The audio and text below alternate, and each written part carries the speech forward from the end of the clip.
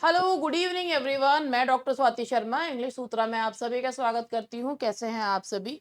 और सबसे पहले आज मैं आप लोगों से कहना चाहूँगी कि भई हमारा अ, यूपी पीजीटी का पेपर टल गया। मतलब इतना अफ़सोस होता ना मेरे को, क्या कहूँ मैं?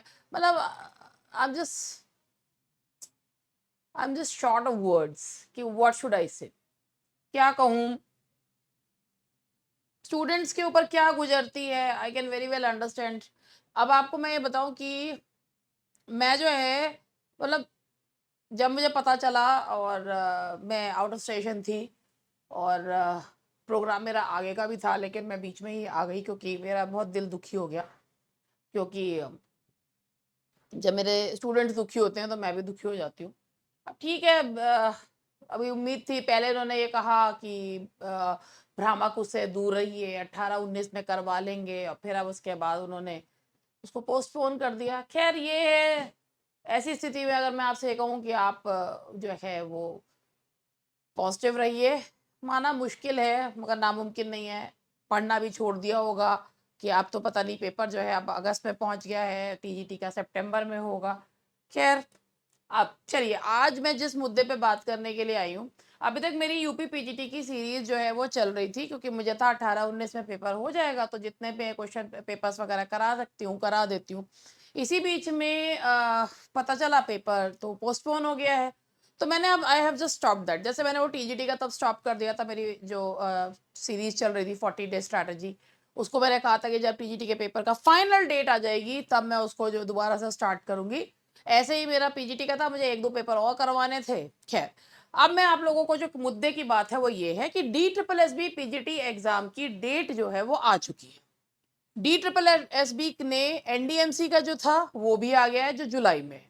और जो 2023 में फॉर्म भरे गए थे, फीमेल का पेपर नहीं हुआ था, मेल का तो हो गया था फरवरी 2024 में। तो लेकिन जो 2023 में फॉर्म भरे गए थे, फीमेल का पेपर जो है वो नहीं हुआ था। फीमेल कैटेगरी से जिन्होंने भरा था, वो पेपर की डेट है अगस्त में। तो मैं डी ट्रिपल एस बी के पीजीटी का हमारा कोई बैच नहीं है।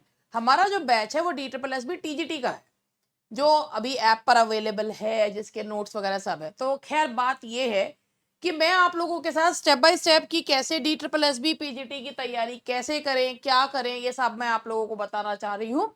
तो D triple S B PGT exam 2025 आप लोगों को पता होगा कि मेल का जो एग्जाम है वो फरवरी 2024 में हो गया। इसका जो सिलेबस है, अगर आप सभी के पास वो सिलेबस होगा जिसमें पेडागोजी ऊपर उन्होंने दे रखा है, ये टीजीटी से कहीं कम सिलेबस है। मैंने ना इसका तैयार क्या करा है, कैसे करा है, ये देखिए। सबसे पहले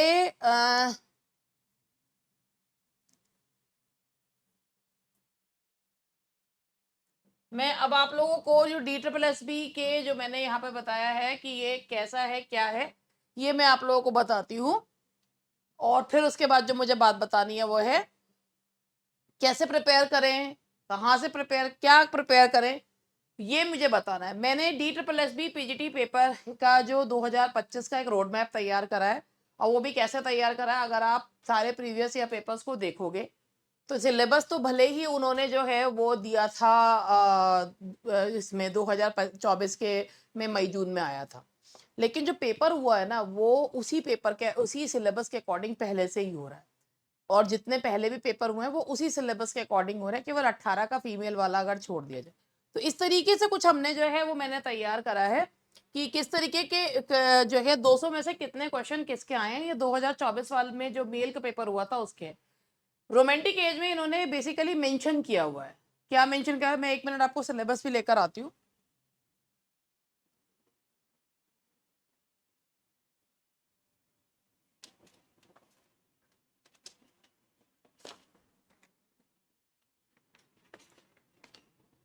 सिलेबस जो पीजीटी का है वो है, सबसे पहले है reading comprehension, writing ability, grammar and usage, determiner, tenses, clauses, modals, voice, study of poetry and medieval poet Chaucer. तो सबसे पहले मैं आपको बताऊं कि चौसर, स्पेंसर और ड्राइड, चौसर, स्पेंसर, पोप और जो मेटाफिजिकल पोएट्स हैं यानी कि डन, जो metaphysic Donne, Herbert and Marvell, Milton, अभी मैंने इनमें से लिए हैं। तो सबसे पहले आप ये देखिए कि जो इसमें पहली चीज है कि इसमें Chaucer, Spenser, Donne, Herbert and Marvell, Pope, ये जो मैंने लिए हैं इनके कुल तो सबके मिला के चौसर, स्पेंसर, पोप और मेटाफिजिकल पोएट्स के मिला के आए हैं 30 क्वेश्चंस, यानी कि 200 में से 30 क्वेश्चंस इनके हैं। ठीक है, उसके बाद है न्यू क्लासिकल पोएट मैंने इसमें ले लिया, यानी कि पोप वगैरह, तो सब मिला के 30 क्वेश्चंस आए।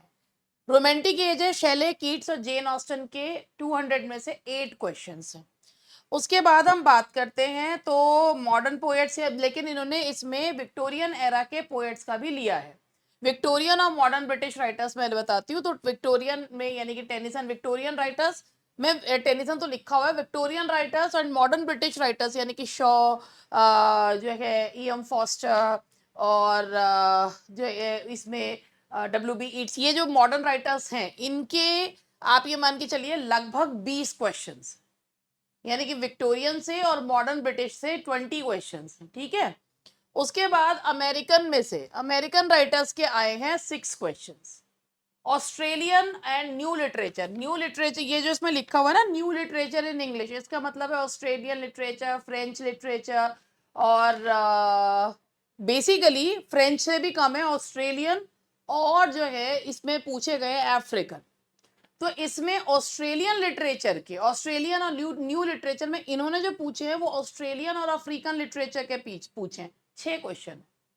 फिनेटिक्स, फिनेटिक्स इसमें एक जो यूनिट दी हुई है फिनेटिक्स की है। फिनेटिक्स का मतलब फिनेटिक ट्रांसक्रिप्शन है और क्लस्टर्स ऑफ वॉल्स एंड उसमें जो बताया गया है। तो फिनेटिक्स के जो क्वेश्चन है वो 8 क्वेश्चन हैं फिनेटिक्स के।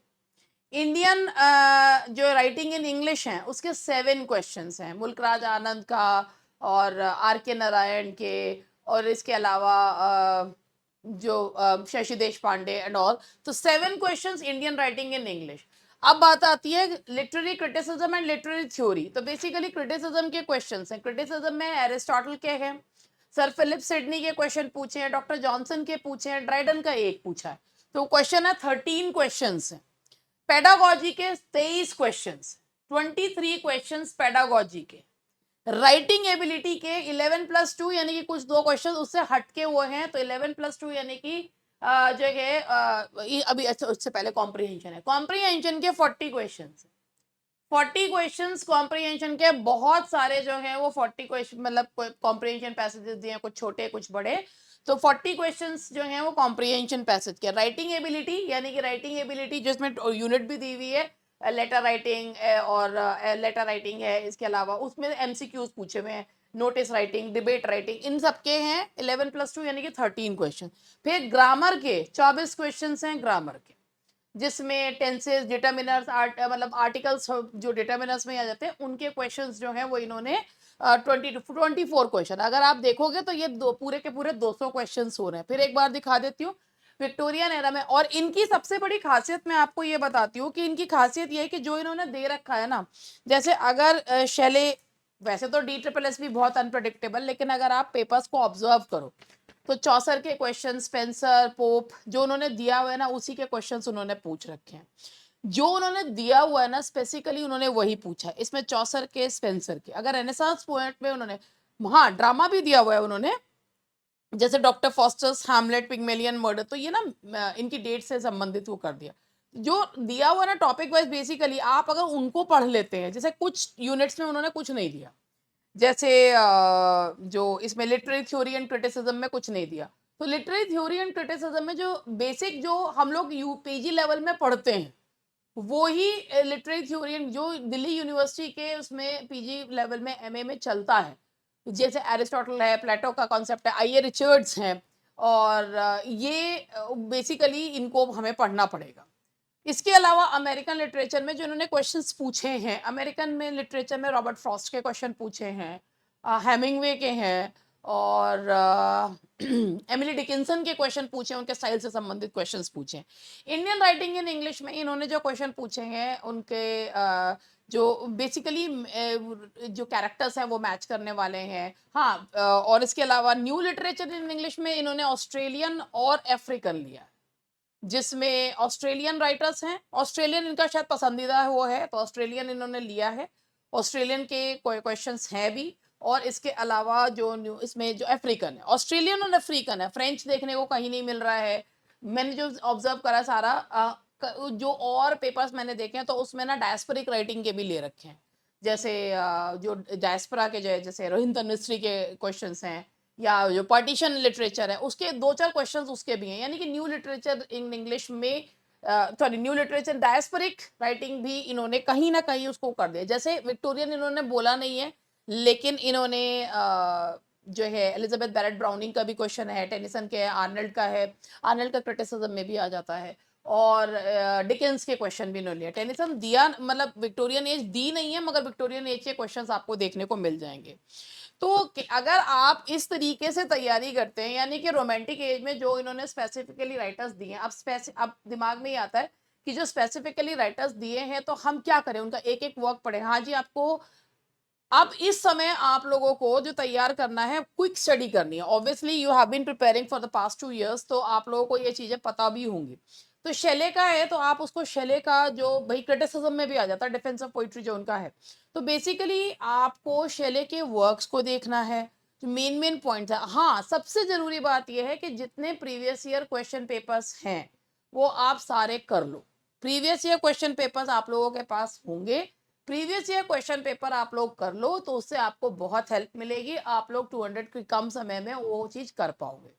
ठीक है, अब मैं आपको दोबारा से दिखा देती हूँ शैले की, हमें यही यही चीजें तैयार करनी है। अब मैं आपको बताती हूँ how will I help you out. मैं कल से जो है अपना DSSB का पीजीटी का यहाँ पे यूट्यूब पर अपना, देखो मैं एक चीज बताती हूँ, अभी मेरी यूपी टीजीटी की सीरीज चल रही थी, काफी अच्छी सीरीज चल रही थी, लेकिन मुझे बीच में ड्रॉप, अब लोगों को ये लगता है ये तो हर चीज बीच में ड्रॉप कर देती है। अब मैं एक बात मुझे बताइए, मैं यूपी पीजीटी की सीरीज चलाती रहूं, कोई ना देखे, तो मुझे फायदा क्या है? उस पर 100 व्यूज आ गए या 50 व्यूज आ गए तो मैं करूंगी क्या? बात यह है कि जो चीज अभी आयोग ने ही टाल दी, तो मैं उसमें जबरदस्ती उसको खींच के करूं क्या? ऑलरेडी वो 3 साल हो गए उसे खींचते हुए, तो इसको मैं खींच के क्या करूं? हाँ, मैंने कभी ये नहीं कहा कि मैं उसे छोड़ दूंगी, मैंने बीच में स्टॉप कर देती हूँ। जैसे ही उनकी डेट आएगी फिर से मैं फिर दोबारा से स्टार्ट कर दूंगी, उनके जो अपने बचे हुए वो लेक्चर्स हैं उनको पूरा करूंगी, क्योंकि उसमें मैंने बहुत कुछ, भाई उसमें मैंने टीजीटी की जो मेरी जो चल रही थी मेरी 40 डेज स्ट्रैटेजी, वो भी मेरे 25-26 हो गए थे, उसके बाद मुझे बस थोड़े बहुत करवाने थे। ऐसे ही मेरा पीजीटी का भी है, वो भी मेरी जो जितनी मुझे 25 लेक्चर्स कराने हैं वो भी वो मुझे करवाने हैं, और 8-9 मैंने इसमें भी करवा दिए थे। लेकिन अब आप मेरे अगर पॉइंट ऑफ व्यू से सोचें तो आपको भी ये समझ में आएगा कि चाहे कोई मुझे कुछ भी कहे, अपॉर्चुनिस्ट कहे, कुछ भी कहे, बात यह है कि यूपी के स्टूडेंट्स ने भी दिल्ली पीजीटी का फॉर्म भर रखा, वो भी अपीयर होंगे, और दिल्ली वाले तो भरेंगे, वो पेपर देंगे ही देंगे, तो क्यों ना मैं स्टूडेंट्स को एंगेज रखूं। मैं एंगेज रखने के लिए ये चीज कह रही हूँ कि भाई मैं आपको एंगेज रखना चाहती हूँ कि भाई आप कम से कम आपका ध्यान जो है इधर उधर, क्योंकि मैं खुद ये देखती हूँ एग्जाम पेपर पोस्टपोन हुआ, मैं यहाँ पर देख रही हूँ कि पेपर पोस्टपोन हुआ, लोग ये कह रहे हैं कि छात्र भी चाह रहे थे। अरे छात्र क्यों चाहेंगे भाई, 3 साल से कर क्या रहे हैं वो? लेकिन अगर छात्र चाह रहे हैं तो फिर वो ऑब्वियसली ये पढ़ाई लिखाई वाला चैनल तो वो लोग देखेंगे नहीं। तो खैर, सौ बात की एक बात कि जो DSSB की तैयारी हमारे स्टूडेंट्स कर रहे हैं, मैं आप लोगों का शॉर्ट में जैसे जो मेन मेन टॉपिक्स हैं, जैसे ऑस्ट्रेलियन लिटरेचर है, फिनेटिक्स वाला है, इसके अलावा आप लोगों का राइटिंग एबिलिटी के क्वेश्चन, पेडागोजी के क्वेश्चन, छोटे छोटे सेट्स बनाकर आप लोगों को समझाते हुए मैं आपकी प्रैक्टिस कराऊंगी। Obviously I am not going to teach each and everything over here, मैं एक एक चीज यहाँ पढ़ा नहीं सकती, लेकिन मैं आपको यहाँ पर किस तरीके के क्वेश्चन है, आप उन क्वेश्चन से एक आइडिया लेकर आप लोग जो है प्रीवियस ईयर आपको कर रहे हैं, मैं यहाँ प्रीवियस ईयर सॉल्व नहीं कराऊंगी। फिनेटिक्स है, फिनेटिक ट्रांसक्रिप्शन आपको बताऊंगी कि फिनेटिक ट्रांसक्रिप्शन कैसे किया जाता है, उसके क्वेश्चंस कराऊंगी। आप ऑस्ट्रेलियन में कौन से राइटर्स प्रिपेयर करो ये बताऊंगी, अफ्रीकन में कौन से राइटर्स प्रिपेयर करो, मैंने कौन से कितने क्वेश्चन लिए हैं बाकी का आप पढ़ लो, ये चीजें मैं बताऊंगी आप लोगों को। क्रिटिसिज्म में कौन कौन से वर्क्स लो, ये चीजें मैं आप लोगों को बताऊंगी, और आपको तैयार करना है, यानी कि अगर मैंने एक क्यों दिया तो आपको उसके चीजें पूरी प्रिपेयर करनी है। तो कल से मैं DSSB का जो है वो छोटे छोटे, क्योंकि मैं आपको बताऊंगा मैं क्रिटिसिज्म के क्वेश्चन या फिनेटिक ट्रांसक्रिप्शन के 20 क्वेश्चन लेके चलूंगी ना, तो मुझे उसमें भी 40 मिनट लगेंगे, क्योंकि एक क्वेश्चन को 2 मिनट मुझे देने पड़ेंगे समझाने के लिए कि सामने वाले को बात समझ में आ जाए। तो यही चीज को लेते हुए अब मैं आप लोगों के साथ कल से DSSB पीजीटी का जो सीरीज है वो स्टार्ट कर रही हूँ। जुलाई में पेपर है, जितने हो पाएंगे उतने करवाऊंगी। उसके बाद अगस्त में जो है वो 23 वाला फॉर्म जिन्होंने भर रखा है उनके लिए है, और DSSB टीजीटी का भी जिन्होंने फॉर्म भरा हुआ है। तो DSSB टीजीटी का तो मेरा डिटेल्ड बैच ऐप पर अवेलेबल है, जिसके हार्ड कॉपी नोट्स जो है वो आपके घर पे जाते हैं, और इसके अलावा इसकी प्रैक्टिस सीरीज भी जो है वो अवेलेबल है। अगर कोई दोनों चीज ले लेता है तो बहुत बढ़िया, उसकी तैयारी भी हो जाती है, उसको सब कुछ है। क्योंकि अब देखो पीजीटी का आ गया है, टीजीटी का भी हो सकता है कि भाई 3-4 महीने में टीजीटी का भी उसका पेपर का आ जाए। तो इसीलिए जो लोग तैयारी करना, कल से आप जिन्होंने पीजीटी का फॉर्म भरा हुआ है, आप हमारे साथ पीजीटी का जो है तैयारी शुरू करते हैं। ठीक है जी, बस इतना ही मुझे कहना था। आई वॉन्ट, क्योंकि मैं एक और चीज कहना चाहूंगी कि एक जो स्वस्थ दिमाग होता है वो नेगेटिविटी से खुद को दूर रखता है। आप लोगों ने बताया स्वस्थ दिमाग स्वस्थ शरीर में रहता है, लेकिन दिमाग को स्वस्थ रखना आजकल सबसे बड़ा चैलेंज है। क्योंकि लोग कहते हैं ना, नेगेटिविटी अट्रैक्ट्स नेगेटिविटी। इतनी नेगेटिविटी फैल रही है, इतनी चीजें जो हैं वो फैल रही हैं। तो मेरा ये मानना है कि अगर आप अपने आप को एंगेज रखेंगे तो कम से कम चीजें जो हैं वो आपके लिए फिर भी ठीक होंगी। तो कल से स्टार्ट करते हैं, और उसके बाद आप मुझसे, मेरे तो देखिए रिकॉर्डेड लेक्चर्स ही आएंगे, तो जिस भी टाइम वो डालेंगे बेसिकली वो डलते वही हैं, 8:30-9 बजे के करीब जो है वो आप लोगों के पास लेक्चर आ जाएगा। तो आप अपना वहां से देखिए, और जो मैं आपको चीज बताऊं उसके साथ आप वही राइटर पे डिटेल्ड और चीजें तैयार करिए। दैट्स ऑल फॉर टुडे, मिलते हैं कल, बाय बाय।